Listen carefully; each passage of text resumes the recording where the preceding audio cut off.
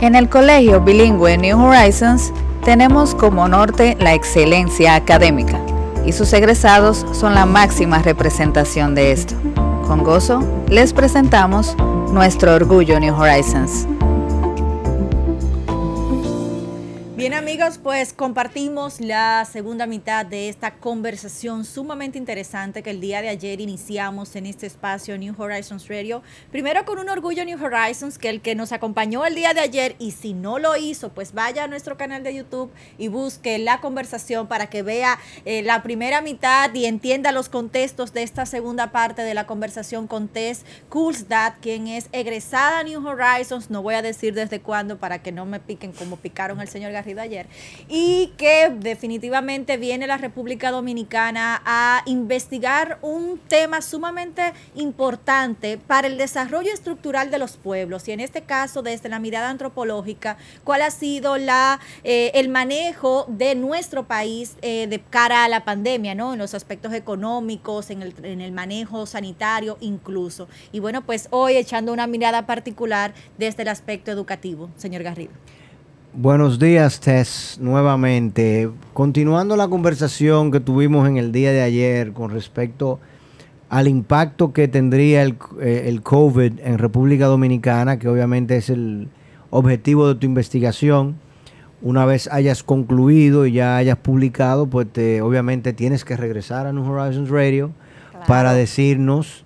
Y no solamente en New Horizons, porque vamos a hacer muchas cosas con Tess, Dios mediante, acá como egresada y vínculo académico de nuestra institución. O sea que probablemente tendremos Tess en muchas otras cosas. Y no solamente ella, sino también de su staff de alumnos e investigadores, ¿no? De lo que están estudiando con ella en Grinnell College. COVID lo va a cambiar todo. Y lo ha cambiado ya, desde ya. Pero todavía hay mucha gente que entiende que lo está cambiando por un asunto de emergencia, por un asunto de que estamos en esta situación. Y ciertamente hay cosas que yo entiendo que solamente se van a sostener bajo el esquema de la emergencia. Por ejemplo, el tema de la mascarilla, el tema del distanciamiento tan exigente. Sin lugar a duda que una vez ya se cree inmunidad de manada, la vacunación sea un tema generalizado, no me parece que eso va a ser algo que la gente va a estar utilizando todo el tiempo. De hecho, ya si observamos en Estados Unidos los juegos de béisbol o de basketball, people are not wearing masks. O sea, and people are not social distancing. They feel the vaccine has worked on them and that's it. Y ya regresaron a su vida más o menos normal. Todavía hay ciertas distancias, ciertos protocolos, etcétera. Donde probablemente no sería así, sería en los aviones y en los aeropuertos. Probablemente eso se va a mantener, y aunque no se mantengan, hay gente, la doctora me dice a mí, no, yo siempre voy a utilizar una mascarilla en un avión de hoy en adelante. O sea, más nunca me monto sin una mascarilla, porque ciertamente hay muchas enfermedades que uno la toma por el tema del vuelo. Y de lo que pasa en los aeropuertos, ¿no? El estrés del aeropuerto. ¿Cómo entiendes tú que va a impactar ya de mediano plazo? Porque tú vienes ahora a observar, tú vienes ahora a analizar y a hacer preguntas y a conocer cómo se manejaba el sector educación previo a la epidemia y qué cosas van a ir cambiando a partir de la epidemia. Pero ¿cómo observas tú ya a nivel de educación superior en Estados Unidos? Y extrapolando eso a República Dominicana, ¿qué entiendes tú que va a suceder acá? Bueno, Fanny, ya no sé, estoy todavía investigándose porque esto no se ha acabado. Y incluso no, para nada, y no se va a acabar por ahora. Una de las cosas desde el punto de vista antropológico es que los desastres o las pandemias no se terminan después que se elimina el virus, o encontramos una vacuna, no sé. El terremoto no termina cuando dejó de temblar la tierra. Dejó de temblar la tierra. El desastre de un huracán no termina cuando deja de soplar el viento. O sea, sigue hacia el futuro. Entonces, todavía estamos viendo qué está pasando. Estamos en una situación de desastre ahora mismo y va a seguir por muchos años. Entonces, es algo que va a estar cambiando constantemente. Ahora, el sector educativo en Estados Unidos y aquí ha sido uno de los sectores más afectados con lo que está pasando. yo he estado viendo lo que ha sucedido desde aquí, como desde lejos, desde Estados Unidos, por manteniéndome en comunicación con familiares, amigos y contactos que tengo aquí. Y las situaciones son muy parecidas a lo que se está viendo en Estados Unidos. Son muy parecidas para las personas de cierto rango social. O sea, lo que está pasando aquí en cuanto a educación virtual, cómo está afectando a la calidad de la educación de los niños, es muy similar a lo que está sucediendo, por ejemplo, en donde yo vivo en Iowa, con lo que le está pasando a los estudiantes también. O sea, pero a mí me interesa también mucho saber qué le está pasando a los estudiantes, por ejemplo, que van a liceos públicos, cómo es, qué tal es la educación de cuando se recibe a través de un radio, de la televisión, cómo hacen la tarea, quién los ayuda, y todo. O sea que hay mucho que aprender y mucho ver, y esto, mucho que ver. Y esto en realidad no va a tener un impacto increíble, o sea, va a cambiar una generación. O sea, va a haber un antes y un después, y estamos viendo en realidad qué va a pasar. ¿A qué fenómeno tú lo pudieses comparar? ¿A the Spanish flu? Claro. Sí, pero the Spanish flu no afectó, por ejemplo, República Dominicana para nada, porque en aquel momento no se viajaba como se viaja hoy en día, y a pesar de que murieron millones de personas en aquella ocasión, mucho más que ahora, la enfermedad, por ejemplo, en nuestro país no tuvo ningún efecto, por lo menos documental que se tenga, y era fácil tener documento porque en aquel momento República Dominicana estaba bajo el yugo de la primera invasión norteamericana. O sea que ¿a qué lo comparamos? ¿Con qué lo comparamos? ¿Con el huracán George? ¿Con David? O sea, porque el efecto antropológico que tú quieres ver es el de un shock externo grave. Lo vamos a comparar entonces con lo que pasó en Haití. Haití es una nación que tiene unos esquemas de infraestructura diferentes a los nuestros, y ciertamente un fenómeno natural, aunque esto también es natural, pero aquello es natural ecológico, esto es natural biológico, se comporta diferente. ¿A qué lo comparamos? ¿Con qué lo comparamos? O sea, o cómo tú me vas a decir, yo soy gobierno, y yo digo, mira, yo necesito, de hecho, aquí en el programa lo he dicho varias veces, yo decía, yo necesito hablar con un antropólogo porque yo sé que esto va a tener implicaciones culturales, que esto va a modificar la manera como la gente hace las cosas. O sea, el hábito hace la cultura. Y ya todo el mundo por la mañana no solamente agarra el celular, sino que agarra la mascarilla. Y lo segundo que uno piensa es eso. Y los niños aquí en el colegio, yo que los veo en las aulas y ahora en el campamento lo podemos ver, esos niños están jugando al fútbol con una mascarilla puesta. De forma natural. O sea, de forma natural. Todavía ni siquiera uno le dice, no, outside you don't need to wear it. They don't feel it. O sea, es parte de lo de ellos. Entonces yo me imagino que sería como cuando nos dijeron por primera vez, póngase zapatos. Esos niños que en el barrio que tú siempre ves que andan descalzos frente al otro que siempre usa zapatos, la diferencia entre ellos. O sea, ¿cómo es que tú entiendes que va a ser el efecto de esto? Dime, yo como educador y como gestor de centro educativo, where should I point my guns, my weapons? Bueno, yo te voy a decir, te voy a dar una respuesta que creo que tú vas a decir, eso es contradictorio. Número uno, esto no es nuevo. Lo que estamos viviendo no es nuevo. La historia de la especie humana se ha caracterizado por desastres, pandemias, todo lo que estamos viviendo. Sí, hay religiosos que me dicen que no, que cada 40 años, dice la Biblia, que bueno, ya tú sabes. Claro, hay muchas, bueno, Black Plague, o sea, sí, eso, obviamente. Todo eso. Eso es una cosa, pero la otra cosa que te voy a decir es que esto es también totalmente nuevo, en el sentido de que es una pandemia que está sucediendo en un mundo, como tú dijiste, con celulares, con esa tecnología, un mundo totalmente interconectado, económica, social, políticamente.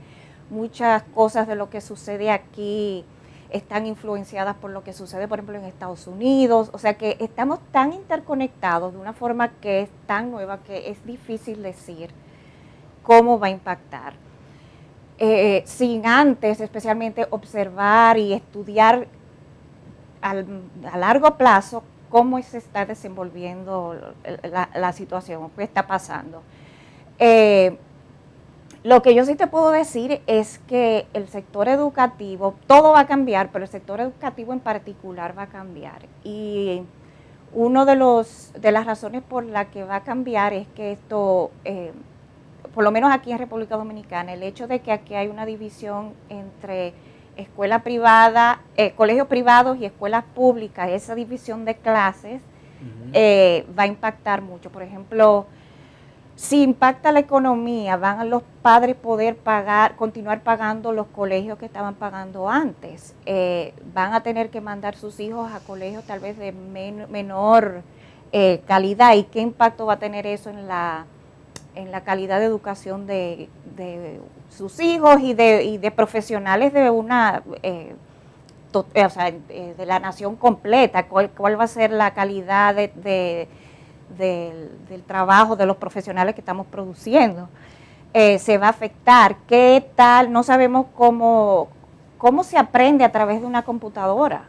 O sea, se aprende de verdad. ¿Cuál es la calidad? Como la pedagogía a través de virtual. No sabemos, tenemos muy poca información de cómo eso funciona. Sabemos más en cuanto a los adultos, pero ¿cómo tú das preescolar, primero, segundo, tercero, virtual? Claro. Entonces, yo creo que estructuralmente va a cambiar y yo creo que a quien más va a afectar va a ser a los niños que van a escuelas públicas.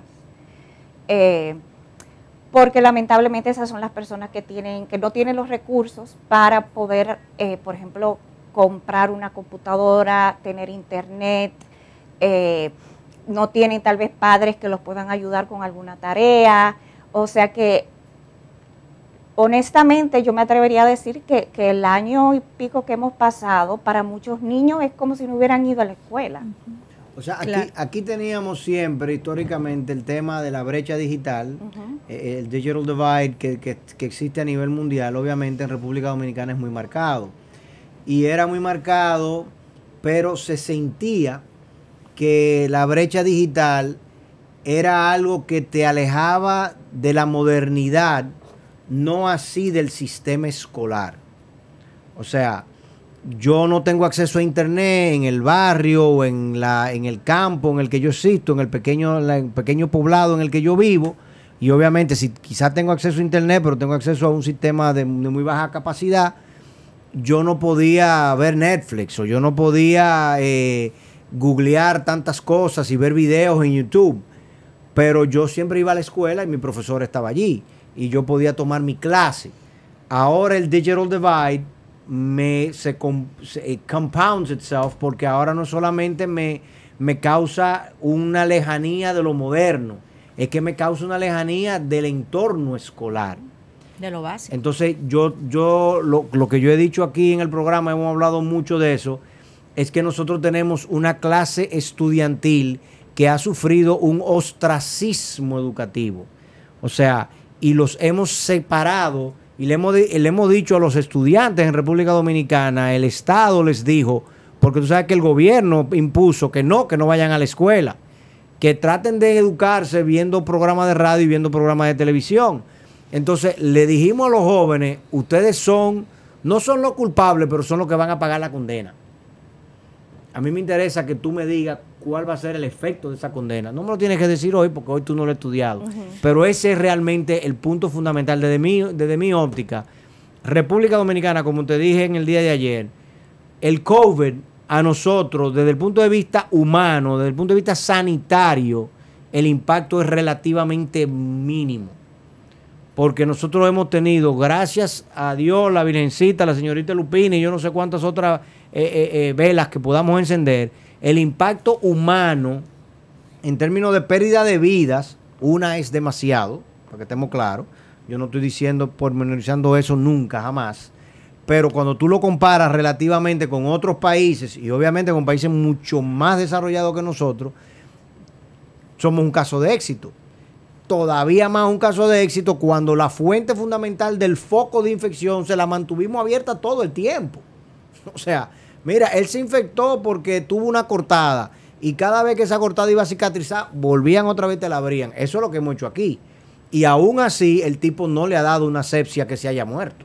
¿Entiendes? No murió de sepsis. Entonces tú dices, ¿cómo es eso? Lo que sí yo creo que a nosotros nos va a impactar de manera trascendental es la brecha digital y el impacto que por las políticas y decisiones que se tuvieron de detener el sistema educativo en la capacidad dominicana de nosotros volver a empezar y, mejor dicho, recuperar esa parte. Bueno, ayer yo, no sé si recuerdas, hablamos sobre las causas fundamentales, que estamos tratando de identificar cuáles son las razones por las cuales nos ha afectado tanto, ¿verdad? Entonces, en cuanto al sector educativo, yo creo que tenemos que irnos aún más fundamental, el hecho de que va a afectar no tanto por la tecnología, va a afectar mucho por la división de clases que hay aquí en este país. Este es un país dividido, que nos va muy bien económicamente mundialmente, o sea, los números nos ponen como que somos lo que más hemos crecido en la región. En los últimos 60 años. Claro, pero la distribución de ingresos de la riqueza, claro. Sí, entonces es muy mala, o sea, hay gente que tiene mucho y hay muchos que tienen poco. Entonces, el hecho de que nuestra sociedad esté organizada así, los pocos que tienen mucho van a poder superar este momento difícil. Van a poder recuperarse porque tienen dinero y tienen el acceso a la computadora, tienen el acceso a pagarle una sala de tarea para reforzarle la matemática que no aprendieron bien durante el año. Todas esas cosas van a poder volverse a levantar después de haber caído a raíz del COVID. Pero los muchos que tienen poco, ¿cómo tú recuperas la educación de ese grupo? Y que antes de COVID, eso era o sea, no vamos a hablar de que hay que reconocer que eso era un desastre antes de COVID. Sí. O sea, que eso estaba mal antes, ahora yo creo, no sé qué. Se agrava la situación. O sea, la educación aquí, no te saben escribir bien las palabras, o sea que estaba mal y este grupo de personas que no tienen acceso a los recursos, a menos que el gobierno o cualquier otra institución se enfoque en esa población en particular, aquí vamos a tener gran parte de la población, porque la mayoría de los niños de este país están en el sector público, que van a estar aún más incapacitados para poder, cuando entren al mundo laboral, van a estar menos educados. Claro, en este caso, sí, perdón. En este caso, Tess, este estudio, ¿para qué hacer un estudio antropológico? O sea, ¿cuáles son las herramientas que se utilizan? ¿Qué debemos, o sea, qué se observa ya un poco para entender tu oficio y la razón de tu visita al país de manera particular? ¿Se desarrolla con grupos focales, con comunidades focales? ¿Cuál es el uso posterior a nivel académico que se le da a este tipo de piezas investigativas? Okay. Bueno, desde el punto de vista teórico, hay muchas cosas en antropología que podemos estudiar. Por ejemplo, cómo las sociedades cambian a través del tiempo, cómo la relación del ser humano con la naturaleza define cómo vivimos nuestra vida, etcétera. Pero a mí más me interesa desde el punto de vista aplicado, que es, vamos a identificar, por ejemplo, las causas fundamentales y usar esa información para diseñar programas, no solo para, por ejemplo, solucionar el problema que se va a crear con la educación aquí, sino, bueno, cómo vamos a mirar hacia el futuro, no solamente 1, 2 o 3 años más. Estoy hablando de 100, 200, 300 años más en el futuro, para ver qué podemos hacer para rediseñar el sistema que tenemos, para que cuando venga otro COVID, porque eso viene porque viene, eso no lo para nadie porque es parte de vivir en el planeta Tierra. Estamos hablando del Spanish Flu, por ejemplo, 100 años atrás. Exacto. Entonces, ¿cómo podemos identificar las formas en que, bueno, si cuando sucede en el futuro, cómo yo me puedo preparar para que eso suceda mejor? Me encanta, me encanta esa pregunta, me encanta esa pregunta. Me parece que es una pregunta fundamental que como sociedad todos deberíamos de hacernos. O sea, más allá de cómo la sobrevivo, cómo la supervivo, o sea, cómo yo me puedo poner por delante de ella para el futuro. Y te digo que me encanta la pregunta por dos motivos fundamentales. Por ejemplo, leyendo sobre el Spanish Flu y leyendo sobre arquitectura, que son cosas que a mí me encantan, a partir del Spanish Flu, la arquitectura de los hospitales en Europa cambió. Como el tema de la influenza, ¿no? Es un tema de una enfermedad respiratoria, entonces comenzó la arquitectura a tener espacios grandes, espacios con grandes ventanas, con balcones, los edificios, para que se pudieran ventilar los espacios, y la arquitectura europea de estar cerrado y encerrado, enclaustrado, que era por un tema de temperatura, obviamente, ¿no? Se cambió y se modificó a todo lo largo y lo ancho. Se tomaban colores claros para tú poder mantener la higiene y limpiar y todo lo demás. En el tema educativo, yo siempre me he quejado, por ejemplo, y lo escribí amargamente y he tratado de escribir y hablar sobre esto muchísimas veces. Me quejé a todo vapor y a todo pulmón de que aquí, cuando finalmente logramos como sociedad, y yo fui uno de los que empujé para el tema del 4% por la educación, a partir del 2013 el gobierno tomó ese presupuesto y dijo, ok, ya tengo dinero en la mano, pero tengo que decir que lo voy a gastar en educación, entonces vamos a ponernos a construir aulas. Y cogieron el modelo de construcción de escuelas aprobado por el Banco Mundial en la década de los 80 y lo reprodujeron 700 veces.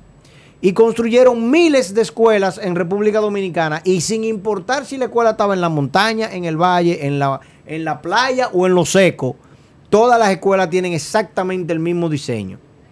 Y, oh sorpresa, ese es un diseño not COVID friendly. ¿Entiendes? Entre otras cosas, it's not COVID friendly. Entonces, ojalá, y a partir de estas preguntas y de todo lo que, obviamente, un estudio como el tuyo, y supongo que habrán 15 más, ojalá y hayan 15 más, que eventualmente lleguen y nos digan y empecemos a cuestionarnos y a decir, ¿tú sabes qué? El próximo edificio de aula que tú vayas a hacer, caballo, no lo hagas así. Tenemos que hacerlo de otra forma. Porque de esa forma, esa escuela tiene, además de todas las implicaciones pedagógicas que van a salir del estudio tuyo y de muchos otros, porque ya nosotros lo estamos diciendo, porque ¿qué está pasando aquí? Ya la gente no quiere ir al hotel todo incluido. Por más que el gobierno quiera seguir promoviéndolo, la gente prefiere estar en una casa en la montaña. La gente prefiere estar en un espacio pequeño, donde hayan pocas personas, donde la familiaridad sea parte del proceso. Entonces, lo mismo va a pasar con las aulas masivas y las aulas desconectadas de la tecnología y las aulas con precariedad sanitaria.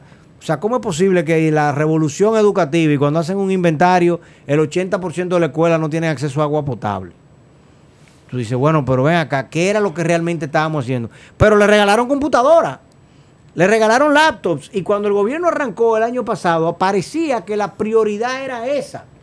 Y nosotros aquí lo criticamos en este estudio en agosto y en septiembre y en julio. Sacamos a relucir cuando se quiso postergar el año escolar y arrancar en noviembre, que no iban a tener laptops y iPads para esa fecha, porque era cronológicamente, operativamente imposible tenerlo. Pero nadie preguntó por el baño. O sea, nadie preguntó por el baño. Nadie preguntó por la higiene y el entrenamiento de los profesores para manejar el tema básico. Porque tal y como tú dices, in preschool, how much computer can we teach them? How much connectivity is it really necessary? Y es por ahí que lo vamos a hacer.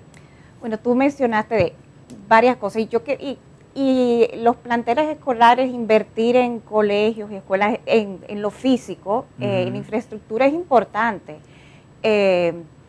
Pero también hay que, yo creo que reevaluar las prioridades que tiene el gobierno en cuanto a su inversión en la educación. Sí, la infraestructura es importante, pero más importante es la capacitación de los profesores, por ejemplo. ¿Por qué no se ha invertido más en eso? Y creo que también tiene que haber como una reconceptualización también del sector educativo, no solamente, no sé si no está integrado o qué, pero tiene que haber más colaboración entre el público y el privado, de manera que no haya tanta diferencia entre el acceso que tienen cierto número de estudiantes, la calidad de la educación que tienen algunos versus la calidad de la educación que tienen otros, porque tal vez no me afecte hoy, pero las diferencias nos van a afectar en el futuro. No estoy diciendo que todos tenemos que ir a New Horizons, por ejemplo, o poder ir a New Horizons, pero no sé en qué forma podemos colaborar de manera que haya mejor educación en el sector público. Ellos merecen también la calidad de educación que yo recibí aquí. Entonces, el gobierno tiene que repensar, no sé por qué, ni los mecanismos de cómo se toman estas decisiones en cuanto a inversión en educación, pero tienen que cambiar muchas cosas. Y las prioridades, como tú mencionas, la calidad de baños, y todo eso, hay que empezar por ahí. Y el rol de la educación superior en todo eso, Tess, tú que vienes del espacio universitario, ¿qué rol debería estar jugando en todo eso que tú señalas, la educación superior en la República Dominicana? No sé mucho de la educación superior aquí, pero sí te puedo decir que de lo mismo que yo estoy hablando de escuelas aquí, la diferencia entre las escuelas privadas y las públicas, podemos decir lo mismo de las universidades allá en Estados Unidos. Los estudiantes que pudieron mantener, número uno, continuar pagando sus universidades allá, que son sumamente caras, que pudieron irse a sus casas para poder adaptarse a la educación virtual. Hay un grupo de estudiantes que sí lo pudieron hacer, pero hay otros que no lo van a poder hacer. Y lo más probable es que nunca van a regresar a la universidad. Hay mucha conversación sobre, la deserción. La deserción universitaria, y también vamos a ver mucha deserción en el sector público de este país. No, y en el privado también, déjame decirte, nosotros lo tenemos como un planteamiento general de que it is going to be very hard to bring high school kids back, in general.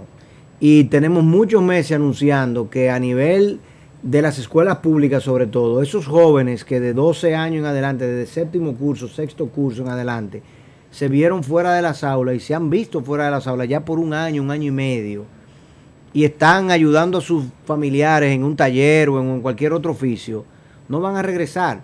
Y se necesita crear como Estado políticas rápidas de rescate social donde esa persona tú la tomes y las pongas a trabajar en otra cosa. Por eso yo te quería decir, ¿con qué lo comparo? Para mí, yo entiendo que nosotros tenemos, desde el punto de vista de legislación, de política, nosotros tenemos que asumir modelos de estado de guerra. ¿Por qué de estado de guerra? Porque mi impresión es que el sector educación dominicano, nosotros tenemos 16 años fuera de las aulas. O sea, lo que equivaldría a que Egipto está en guerra con Israel o a que en El Salvador estábamos en una guerra civil. Bueno, ¿cómo manejó El Salvador la educación de esos niños que duraron 2 años fuera de las aulas? ¿Qué hizo con esos niños? Eso es lo que yo necesito saber. Porque es un escenario parecido a ese al que yo me tengo que enfrentar. No es un escenario de un huracán que te disrupts el tema 2 semanas, 3 semanas, un mes. No. Es un escenario de 24 meses de un niño que cuando comenzó esto en marzo del año pasado tenía 6 años de edad y estaba en primero de primaria. Y en agosto, en septiembre, en teoría, va para tercero de primaria. Pero ese niño no ha recibido nada. Está vacío. Entonces, ¿cuál es el escenario? El escenario no puede ser, bueno, el currículo dice que en tercero de primaria el niño tiene que estar haciendo aritmética. No, papá, el niño no sabe leer. Los aprestos de lectura de él están en el suelo. Entonces, ¿cómo manejó con el de séptimo, con el bachillerato? Imagínate, peor todavía la cosa. O sea, ¿cómo manejaron países que estuvieron en una situación de guerra, o sea, una situación disruptiva de verdad, grave, la situación? Nicaragua en el 72 con el terremoto. O sea, búscame un escenario así y dime qué fueron las recetas que ellos utilizaron, porque esa es la que tiene que estar escuchando el ministro Fulcar, y por ahí es que tiene que apuntar los cañones. Lo otro no funciona. Bueno, y una de las cosas que desde el punto de vista antropológico tratamos de hacer es identificar cuáles han sido esas experiencias en otros lugares y comparar para poder identificar Exacto. cuáles son los factores. Y comparar los casos que le ha ido bien y los casos que le han ido mal también. Y lamentablemente, dentro del mundo de los desastres y las pandemias, son muy pocos los casos que tenemos De éxito. de éxito, muy pocos. Atención, Ay, mamacita. pueblo dominicano. Muy pocos. Porque, te voy a decir, perdón que te interrumpa, y en realidad la conclusión en general dice que las intervenciones que los gobiernos, las ONG han hecho para solucionar la crisis son peores que el desastre en sí. En Haití, ¿cómo? Lo que más daño ha hecho en Haití han sido el negocio de las ONGs que hay allá, que se fueron a Haití. Y de las Naciones Unidas. Todo eso ha causado más daño y más disrupción, que es una palabra, disrupción, Sí. no me acordaba. Disruption. Este bilingüismo me da trabajo. Que el terremoto en sí. ¿En ¿Qué fue lo que causó el cólera? ¿Qué fue lo que causó el cólera? No fue las Naciones Unidas. Pero espérate, entonces lo que tú estás diciendo es interesante. Está abierto un tema nuevo. Tú guardaste lo mejor, you say the best for last. O sea, porque lo que tú me estás diciendo, ella dice pocas palabras, yo tengo que interpretar. Lo que tú estás diciendo es que lo que los pueblos necesitan es la resiliencia, y que ellos mismos se busquen los mecanismos de sobrevivencia, y tú desde afuera sencillamente, provide aid o provide knowledge. O sea, tú me vas a decir lo que tengo que hacer y tú me dejas a mí que yo lo haga. Dime. Fanny, tú me estás pidiendo una respuesta que yo ¿qué te digo? ¿Qué te digo? O sea, ¿cómo lo dicen ustedes? O sea, porque no me diga que ustedes se quedan en el filosofar.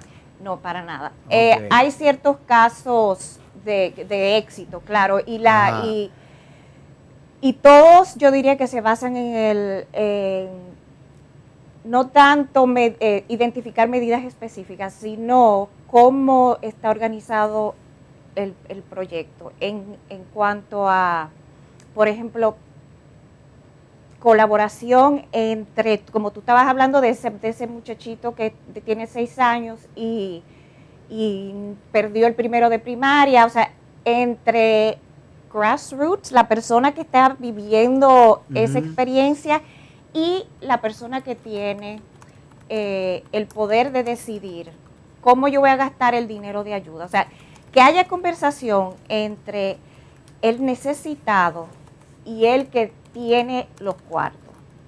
Ajá. ¿Qué sucede siempre? Que venimos de fuera, ya sea fuera en otros países o gobierno, y queremos solucionar el problema de la educación en este país, vamos a decir después de COVID.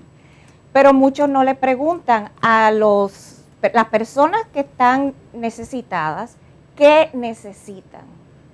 Las historias que hay te voy a poner uno que me llega muy a la mente, es en 1970 hubo un terremoto grandísimo en Perú, y de aquí de Estados Unidos mandaron muchísima ayuda, y eso era en las montañas, en los Andes, y recibieron cajas con bikinis, Sí. corbatas. Ajá, para utilizarlo allá en la Entonces, montaña. cuando nosotros escuchamos ayuda, que a Haití se le Le mandaron 30 millones en ayuda. Y lo que le mandaron fue vino francés. Yo no diría para que ni hicieran eso, una ojalá fiesta. hubiera sido eso, Sí. Fanny, pero por ejemplo, ok, yo estoy O le donando, mandaron armas. yo estoy donando muchísimo arroz para en Haití tiene mucho Ajá, pero mucha necesidad, no tienen gas propano para cocinarlo. o estoy dando arroz y entonces estoy desplazando a los productores pequeños de arroz de Haití. Exactamente. Los quiebro. Los quiebro. ¿Y qué hago? Esa familia que vive de ese chin de arroz que produce no puede competir con el arroz que están trayendo. Entiendo lo que tú dices perfectamente. Entonces, es el tipo de... O sea, que a eso que tú llamas la conversación. O sea, que mira, espérate, antes de tú abrir los gauntlets y mandarme muchísimas cosas, ven, habla con nosotros, vamos a estudiar y ver qué realmente necesitamos y cómo proteger al productor nacional, las cadenas de distribución, que realmente que no sea disruptivo, por ponerlo de otra forma. O sea, que la condición, el shock exógeno que he sufrido, no se vea todavía más agravado por otro shock exógeno de oferta, que sea todavía más, que vaya en mayor detrimento del aparato productivo y de los encadenamientos sociales que existen en ese momento. Me la pone en China, Dios. Bien difícil, porque el es tema... difícil, Sí, porque el tema poder comunicación, quedar, sí. el tema comunicación es muy Y extremo. la estructuración de todos esos sistemas Sí, paralelos. no, y la política, claro. y la política, nosotros sufrimos, el pueblo haitiano también sufre mucho de eso, de que todo lo que venga de fuera, sí, mándamelo. No, espérate. No me lo mandes si Eso lo es que tú como vas la causarme introducción un de daño. especies en zonas que Exactamente, hace el daño exactamente, en el medio ambiente, porque tú estás trayendo una especie, pero al final de cuentas afecta el desarrollo natural de ese medio. Y Bueno, Bueno, Dime. si puedo agregar brevemente que también como ciudadanos y como consumidores y como personas que tal vez donamos y participamos en iniciativas sociales, tenemos también que aprender cómo funciona ese sistema, porque solamente porque decimos que a un país le donan $1 millón para arreglar la educación, eso no significa que reciben $1 millón. Claro. De ese millón de dólares que, por ejemplo, de Estados Unidos nos donan aquí o donan a Haití o donan donde quiera, solo llega un 2% más o menos, porque los contratos de ayuda, por ejemplo, si el gobierno de Estados Unidos da dinero, todo se lo tienen que comprar a compañías ellos. americanas. Sí, Entonces, ¿qué le pasa a las eso lo compañías préstamos del de... BID. ¿Qué pasa Es con una los píldora envenenada, productores? ese préstamo del BID. Eso no es ayuda. Para nada. Eso no es ayuda. Sí, Entonces, esos organismos multilaterales, todo está anclado. Tú recibes dinero del Banco de Desarrollo Europeo, tienes que comprar Siemens, y tienes que comprar Mercedes-Benz. Y tú dices, pero ¿cómo así? eso no es ayuda. Entonces, Muchas tú me gracias. preguntas, Gracias por no dármelo. ¿qué hacemos? Yo te voy a decir que lo primero que hay que estudiar bien es qué le está pasando a la gente. Claro. Y entonces para eso nos tenemos que meter en los barrios, meter en el campo y pasarnos tiempo entrevistando a muchas personas, viendo, cómo está esto afectando a los niños que van a una escuela rural, los niños que van a una escuela en Santo Domingo, los niños en la frontera. Entonces, aprender qué es lo que está pasando para entonces yo sentarme y decir, vamos a ver ahora, ellos dicen que necesitan tal cosa, pues vamos a ver cómo los ayudamos a que lo consigan. Entonces, no te sé decir porque todavía no he preguntado. ¿cuánto tenemos de vuelta? ¿En qué tiempo el estudio se pone? Exacto, pero más o menos. En menos de 30 años que fue esta vez, eso por lo menos. No, Porque sí, si claro. Si van a ser No más de creo- 30 años, yo no I don't creo que promise I'll be tanto. here. No, yo creo que vamos. No, pero la pregunta es seria. ¿Cuánto tiempo se tomaría a priori el estudio y cuándo pudiéramos estar viendo por lo menos resultados preliminares? Ay, Hay muchito para esa pregunta. Bueno, mi meta es poder de este estudio, lo que estoy haciendo es algo preliminar ahora, exploratorio. No espero que la situación de la ola en la que estamos, la situación sanitaria, me permita regresar antes de que el año escolar empiece y yo tenga que regresar a dar clases. Quiero ver si puedo regresar en diciembre. Estos son estudios súper difíciles de hacer porque yo tampoco me quiero enfermar. Entonces hay que tener mucho cuidado y es difícil porque yo puedo escribirte por WhatsApp, pero yo no puedo comunicar, o verte por una llamada Zoom, pero en los barrios no puedo ir por Zoom, tengo que ir. Entonces es difícil. Pero si la situación sigue como ahora, yo espero que, aunque sea 2 veces más al año, yo pueda venir. Bien, bueno, pues estaremos aquí súper pendientes, ¿no?, del avance de esto, porque sin duda es importantísimo. Toma Sabana de la Mar como modelo de estudio. Y te alojas en el rancho. Sí, ahí no allá hay tú problema. puedes ir para que me mida el impacto y me diga ya qué tenemos que hacer. Bueno, Tess, muchísimas gracias. Primero por la riqueza de esta conversación, segundo por volver a Serán esta tu 3 casa. etapas, por lo que veo. A esta tu casa, New Horizon, y bueno, pues siempre nosotros orgullosos. El señor Garrido, obviamente. Y a los que nos escuchan, pues feliz fin de semana y nos vemos el lunes, sería. Sí. Aunque no sé si esto va a salir el fin de semana o va a salir la semana que viene, o sea que ya ustedes saben. Cuando lo estén viendo, sean felices. Señores, feliz resto del día. Hasta el lunes. New Horizons Radio. Psicología, educación, deportes, salud, urbanismo, economía, nutrición. El héroe de la semana.